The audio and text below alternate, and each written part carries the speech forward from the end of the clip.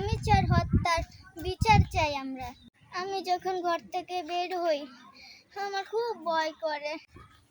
জানো গাইস, আমার ছেলে মেয়েদের আমি একা ছাড়ি না। আমি যেখানে যাই আমার ছেলে মেয়েদের সাথে করে নিয়ে যাই। যদি আমি বাথরুমেও যাই তাও আমার সাথে করে বাথরুমে নিয়ে যাই। তাহলে গাইস বলেন কেমন চোখে চোখে রাখি। আমার যদি মুখেও ধরে তাও আমি না কোমরে বাইন্দা, আমার কোমরে বাইন্দা তারপরে মুততে যাই, মানে টয়লেটে যাই। ভাই আগে তো এমন দর্শন আসলো না, এখন ইদারিন দইরা গাইস অনেক দর্শন হইতাছে।